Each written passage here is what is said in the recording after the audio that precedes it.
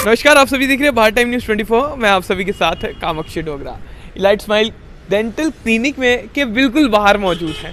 क्यों है? क्योंकि कुछ खास बातचीत जो है आज हम हमारे डॉक्टर मानिक गुप्ता जी हैं जो डेंटिस्ट है, बहुत बढ़िया डेंटिस्ट है जम्मू में। तो मानिक जी से बातचीत की, वो कहते हैं आइए हम आपको कामाक्षी जी अच्छे तरीके से समझाते हैं।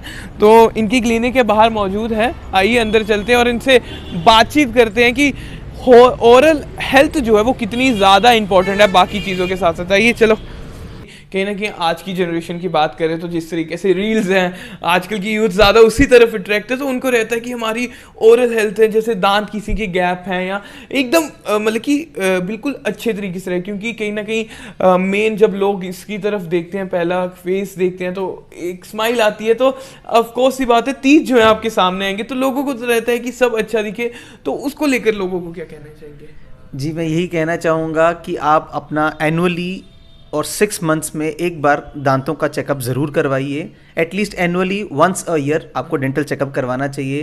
बिकॉज अगर आपकी स्माइल अच्छी होगी तो अपने आप को अच्छे से प्रेजेंट कर पाएंगे, कहीं आप जॉब्स के लिए जाएंगे, कहीं किसी पार्टी में जाएंगे। अगर आपकी स्माइल अच्छी नहीं होगी तो आप कैमरा को फेस नहीं कर पाएंगे, किसी से बात करने में शर्म करेंगे। तो स्माइल अपनी जो है वो हमारे पर्सनैलिटी को बहुत ज़्यादा बूस्ट अप करती है, हमारा सेल्फ कॉन्फिडेंस बूस्ट अप करती है। तो कभी भी कोई भी डेंटल प्रॉब्लम हो उसको स्टार्ट में ही डेंटिस्ट के पास जाकर एड्रेस करिए और उसको ठीक करवाइए, उसको हाइड मत करिए। मानिक जी की भी स्माइल देख के आपको लग रहा होगा, क्योंकि खुद डेंटिस्ट है, अपने दांतों का तो पूर्ण तरीके से ख्याल रखते हैं मानिक जी। लेकिन देखा जाता है कि लोग जो हैं थोड़ा छुपाते भी है कि क्या करना, क्या कुछ मतलब कि डेंटिस्ट के पास जाके क्या कुछ नहीं होगा, हो जाएगी 4 दिन। कितना ज़्यादा आगे जाके प्रॉब्लम कर सकती है ये चीज़? जी, ये दांतों की जो प्रॉब्लम होती है ये एक इरिवर्सिबल प्रोसेस होता है। जैसे दांत में कीड़ा लगता है, आम भाषा में उसको कीड़ा लगना बोलते हैं। एक्चुअल में वो कीड़ा नहीं होता है कोई दांतों पे, उसको हम डेंटल केरीज इसलिए बोलते हैं बिकॉज जो हम खाना, जैसे हमारे दांतों में कहीं पे कोई गड्ढा बन गया, कहीं पे कुछ भी कोई प्रॉब्लम हो गया तो उसमें क्या होता है, हमारा खाना फंसना शुरू हो जाता है। जब हमारा खाना फंसना शुरू हो जाता है, जो ओरल बैक्टीरिया होता है, जो हेल्दी बैक्टीरिया होता है मुंह में, वो वहां पर आकर हमारा वहां से खाना खाना शुरू करता है। जब वो खाना खाएगा तो वो जो अपना वेस्ट छोड़ता है उससे हमारा टूथ जो है वो डिसइंटीग्रेट करता है। वो टूथ और ज़्यादा टूटना शुरू हो जाता है। उससे हमारा फूड डेब्रिज और ज़्यादा एक्यूमुलेट होना शुरू हो जाते हैं। और ये जो प्रोसेस है ये बढ़ता बढ़ता बढ़ता जब नसों तक चला जाता है तो फिर पेशेंट को पेन शुरू हो जाती है। आपके माध्यम से लोगों को बताना चाहते हैं, आपको कभी भी दांतों में ठंडा गर्म लगे, कभी आपको टूथपिक लगाना पड़े कुछ निकालने के लिए, आपको नेक्स्ट डे ही डेंटिस्ट के पास जाना है कि सर मेरे को रात को बहुत ठंडा गर्म लगा और टूथपिक से मेरे को सारा खाना निकालना पड़ा। आपको दर्द में डॉक्टर के पास नहीं आना है। देखो, जब आप दर्द में आएंगे तो फिर आप लास्ट स्टेज में आए हो हमारे पास। तो हमारे पास रूट कैनाल करने के सिवाय और कोई ऑप्शन नहीं है। मैं आपको इस चार्ट के माध्यम से समझाना चाहूंगा। एक बार कैमरामैन को थोड़ा जी, देखो, हमारा जो कैविटी होता है हमारे दांतों में 3 लेयर्स होती हैं। फर्स्ट होती है इनामल, फिर होती है डेंटिन, फिर होती है पल्प।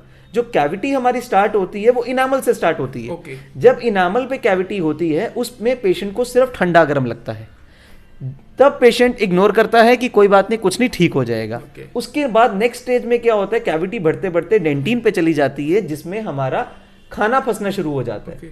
जब उसमें खाना फंसना शुरू हो जाता है तो फिर भी पेशेंट इग्नोर करता है, टूथपिक लेकर उसको निकाल लेता है या किसी के माध्यम से उसको निकालने की कोशिश करता है। लेकिन इस जगह तक पेशेंट को दर्द नहीं होती है, इसलिए वो डॉक्टर के पास नहीं आता। जब वो बढ़ते बढ़ते कैविटी नीचे पल्प तक चली जाती है तो यहाँ पे हमारा नीचे एब्सेस बन जाती है, जिसकी वजह से पेशेंट को पेन हो जाती है और वो सारी रात सो नहीं पाते हैं और सुबह उठकर डेंटिस्ट के पास आता है कि सर मैं सारी रात सो नहीं पाया और 2 दिन से पेन किलर्स खा रहा हूँ। तो उस समय हम उनको समझाते हैं कि अब तो बिल्कुल 3rd स्टेज में चला गया है जिसको पल्प इन्वॉल्व हो चुका है, अब हमें इसमें रूट कैनाल ट्रीटमेंट करना पड़ेगा। तो मैं आपको ये सजेस्ट करना चाहूंगा कि यहाँ से यहाँ तक पहुँचने तक कई साल लग जाते हैं, उसको इतना डिले मत करो।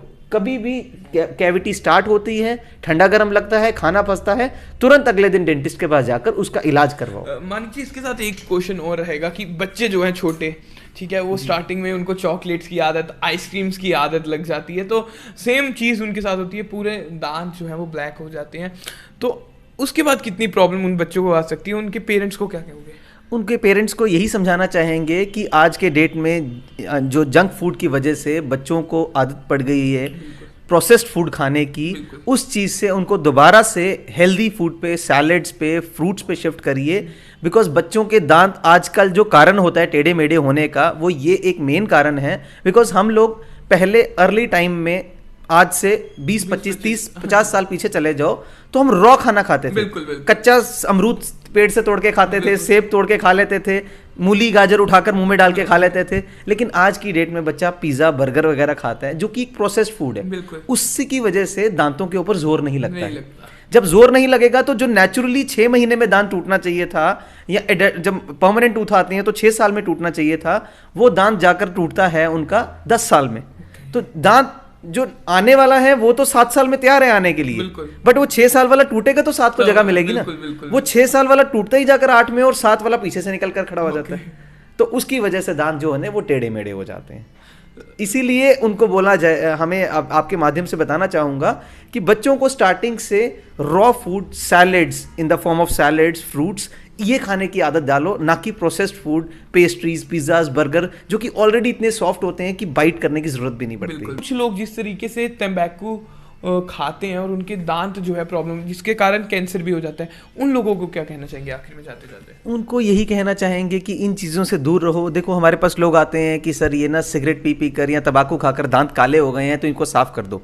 देखो हम ऊपर से तो साफ कर देंगे, उनकी सफाई कर देंगे, स्केलिंग प्रोसीजर से उनकी दांतों की सफाई कर देंगे, दोबारा से उनको सफ़ेद। लेकिन जब अंदर उनके फेफड़े खराब हो जाएंगे, उनको हम ठीक नहीं कर पाएंगे, और वो जब डायग्नोस होगा तब तक वो 3rd स्टेज कैंसर में चला गया होगा। ये सभी गंदी आदतों को छोड़ना चाहिए।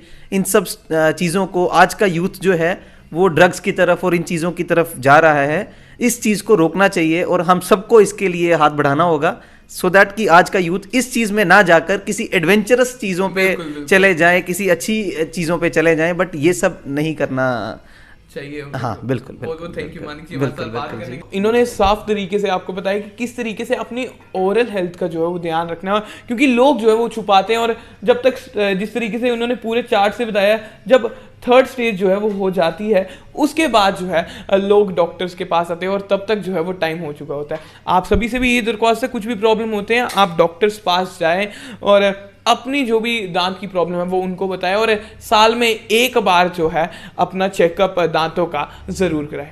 बन रहे हैं भारत टाइम न्यूज़ 24 के साथ, कैमरामैन कुणाल के साथ मैं कामाक्षी डोगरा, भारत टाइम न्यूज़ 24 के लिए।